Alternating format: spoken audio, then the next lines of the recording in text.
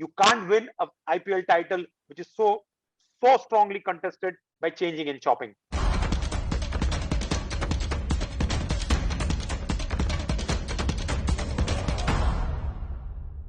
Hi guys, and welcome to Straight Bat with Mr. Cricket UAE and Golf News. Obviously, that means that Anis Sajan's here once again to discuss the day's events. Crazy game today. We'll get to that in a second. We're also joined by Sahil, Anis's son, and Gautam from over in India, who was covering the match live for us. Now, once again, we'll just hand over to Anis to say hi. Hi, Matt, and hi, everybody. Emphatic 10-wicket victory. But before I come to the match, I hope all of you beautiful people are logging on to our Gulf News page and predicting the winner every day. And you walk away with 2 beautiful jackets and 3 months of subscription free. Cool. And hi to you other guys as well. Now, we've discussed so far about it being early days and RCB getting off to a flying start. Obviously, they won again, 4 from 4. They've already beaten the defending champions. They've now got a great net run rate. But I think tonight's match made a bit more of a statement, just in the manner of the win. How did you see it yourself, Anis? Well, a 10-wicket victory with 21 balls to spare will give a lot of confidence to RCB captain, the whole team, and their fans that they have done this for the first time. And moreover, 4 victories apart from the first game have all come good for them. So Virat Kohli must be definitely eyeing the playoffs and would definitely like to be on the top 2, so that in case if there is a slip up in the first game, they still have another bite at the cherry. But RCB in this tournament look hands down and better than rest of the teams. Okay, and Gautam, obviously you were watching it from over there in India. How did you see it pan out? And what do you think it means in terms of what are the other teams thinking? Yes, I mean, see, the kind of wicket where the match was played, RCB would enjoy playing their cricket there. And before that, on the sluggish Chennai track, they came in with 3 out of 3. So they're really looking good. I mean, as I keep saying that this may be early days, but they need something between 14 to 16 points to make the playoffs. And now they are on 8. So they're looking good. Okay. And Sahil, again, you normally root for one team or another in every match. How did it go for you this evening? I mean, I had predicted RCB would win. I just didn't know that they would win quite easily, And, it was a matter of time that Devdutt Padikkal had to score. I mean, unfortunately, the guy had tested positive before the tournament started. So, he was not at full flow. So it was just a matter of time, and he showed it today. And Virat Kohli also getting good amount of runs, confidence. Like when the captain is scoring runs, good for the team. So, yeah, well played, RCB. Of course.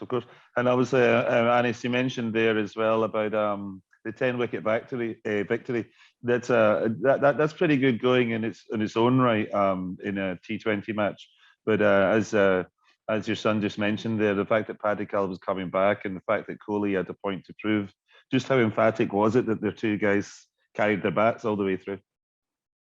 Yes, before that, I definitely want to touch base upon the bowlers. RCB always had a problem with their bowling attack. But like we mentioned before, Mohammad Siraj, after the Australian tour, has looked a totally different bowler. And he gave them that initial breakthrough of getting the dangerous Butler out and then followed up with a couple of more wickets. And then you have Harshal Patel, even though he was a bit expensive today, but managed to pick wickets. And that's the key for RCB holding RR on this flat wickets to below 180. And when you talk about Devdutt Padikkal, he was in form, red hot form before coming into this tournament. Even though he tested positive, he showed that he's good. He was RCB's highest scorer in the last year's tournament. And again, he's carrying on the good work. So a lot of burden from Virat Kohli and De Villiers has been taken by Glenn Maxwell and Padikkal. Okay, and Gautam, they say that success breeds success. As you mentioned there as well, as they go on to other stadiums and other surfaces, will this confidence give them not only an extra bounce themselves, but put an extra step of fear into the other opposition? Yes. See, this performance graph started showing an upward curve from last year itself. But this year they've plugged in the gap so well, as Anis Bhai was saying. Shiraj is a different bowler, and you've got this giant Kyle Jamieson. Now, he's not that quick, but the height from where he brings in the deliveries, his Yorkers will be little as they go along. So the team is looking good. I mean, maybe just a couple of iffy places, like not every day will be like today. So who comes in at number 3? That's a question. Number 4 will of course be AB. Then you've got Glenn Maxwell. So it's quite an awesome lineup, which should instill the fear into their rivals. Gautam, since you mentioned about that number 3, I had read about they might consider Alan Finn if they get flat tracks like what they found today. There's a guy from New Zealand who, in his last match against Bangladesh, had scored 70 odds of 30 runs of 30 balls. So he is a good bet if they decide to have another foreign player at the cost of probably Kane Richardson, in case they want to strengthen their batting further. They just may, because last match they played with 3-4 overseas players. I mean, that is quite a rarity. So yes, they're looking good. Okay. And obviously, we were talking earlier about being top versus bottom. Rajasthan are now languishing already, 6 points behind the leaders. Are they in trouble? Again, yes, I have to be very honest. They are, first of all, they have been quite badly dented with the absence of Jofra Archer, who was injured, and then the injury of Ben Stokes. And then in the middle of the tournament, one player walking away because of fatigue of the biosecure bubble, that is Liam Livingstone. So this definitely dents the confidence of a team because they've lost 3 good foreign players. Now, in the backup of a foreign player, when I look at, they have Josh Butler and David Miller. I can't think about anybody else unless Sahil or Gautam can say if they have somebody in the backup as a foreign player. No, rest of them are bowlers, and of course Morris. But Anis, I'll take this opportunity to ask you that. See, Josh Butler becomes their main batsman in the absence of Ben Stokes not being there. So, what do you think? I mean, today, what was the undue hurry in trying to make room and trying to go for the chip shot, where he got bowled? What do you make of this? I'll be upfront in making this statement that Josh Butler probably felt that this is a wicket where they need to score about 220, as we saw yesterday's match. Also, it didn't look secure at one time. So sometimes, you are in that hurry. But I remember MS Dhoni saying that the first 3 overs in Mumbai, where the ball is new and there is a little bit of steam or swing movement, you need to see it off because you can make it up in the back end. Because hitting sixes in Mumbai is the easier ground compared to the wickets. So Josh Butler, if he can probably go back to the drawing board, have a word with Kumar Sangakkara, the legend, that what mistakes he's making. Because he's got the capacity, in fact, rather the capability to make up for that lost time in the early overs. And his wicket, along with Sanju Samson, can take Rajasthan Royals to a bigger total. And mind you, now I don't know how many matches more they are going to play at this ground, but their next match, if I'm not wrong, they move to it is the Arun in Delhi, which is going to be slow wickets. Delhi painfully slow. Unless Ahmedabad and Delhi, they move to next. But then it's got very short boundaries. That's all. I mean, miss it scary at the Kotla or Arun Jaitley Stadium, whatever you call it, for 4s and 6s. True. And Sahil, you want to share something? Sahil. I would want to say, like, now, I mean, I guess if they bring a player in, there is a quarantine, and I don't know if the board wants to do that, but they have to bring a foreign player. And I mean, I was searching, and I think they can get a player like Alex Hales, a hard hitter. He's good one. Bit of the IPL. So yes, there is a 14-day quarantine, but come on, now you got to take the risk. Your team is anyways doing bad. So I agree to this point. You better take that bait of quarantine, but maybe because he's a dangerous player like the other players of English cricket. He's a fantastic batsman. True. Cool. And Again, just briefly, we're just looking ahead. Again, it could possibly be another mismatch because we've got struggling Punjab up against defending champions Mumbai. That's on the Chennai wicket. How do we see that one going, guys? Just quickly around the table. Well, Mumbai also has not looked that 100% compared to Punjab, but that doesn't give Punjab an edge over Mumbai.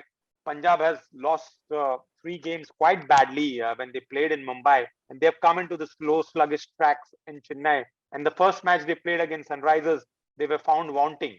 So I don't see any reason why they would not struggle, because the spinning attack doesn't look good. They have to get Ravi Bishnoi, even though he's a youngster, just to make sure that they can compete against Mumbai. And as I said last time, Mumbai is a team, even though they have lost 2 matches, you give them a window of an opportunity, they grab the opportunity completely. Cool. And GB? Yeah, I think it's difficult to look beyond Mumbai really, and I'm also quite disappointed with the way year after year, at least these 2 teams, I mean Punjab and Rajasthan for one. This year Rajasthan had actually pinned a lot of hopes on Kumar Sangakkara, and their management had told me that he's the guy who's accountable. So obviously he's not going to go in and bat. That he can't do. Same thing with Anil Kumble. He was one of the is so respected as a thinker of the game.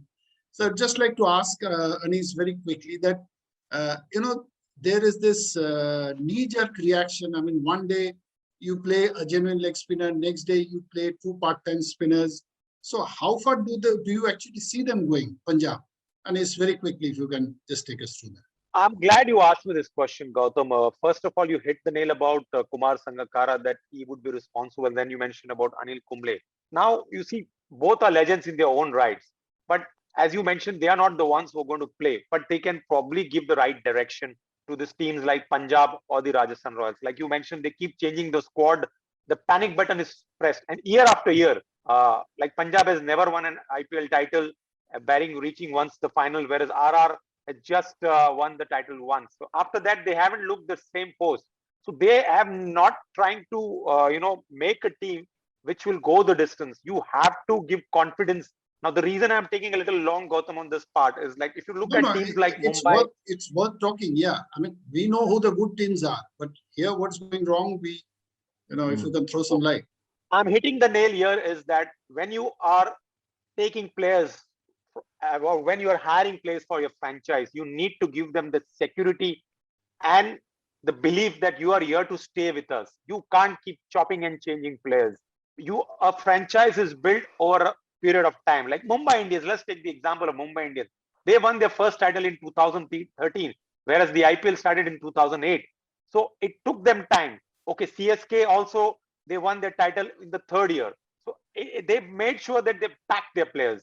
And if you watch these 2 franchises compared to the rest of the franchise, they keep chopping and changing.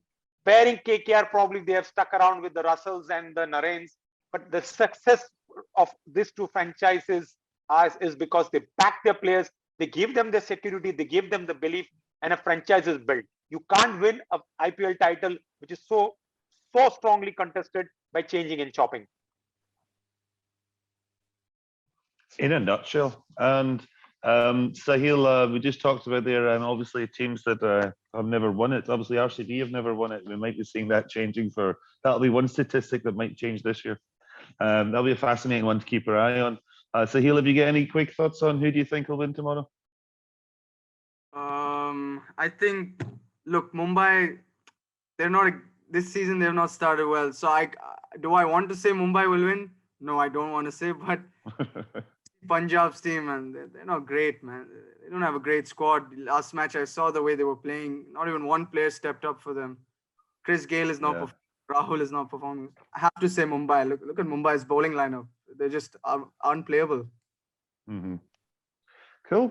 Well, guys, I think that is we've been around all the doors there. That was good, solid chat. So once again, I would just remind everybody that's watching to log on to our Facebook, predict your winner for each and every day's competitions, and you get the chance to win these tops and a 3-month subscription. And then also, once again, just thanks to our guests. That's Anis, Sahil, and Gautam. And we'll see you all again tomorrow. Cheers, guys. Thank you, Matt. My Thank you, pleasure. Gautam. Thank you, Sahil. Lovely to chat with you guys Thanks, always. everybody.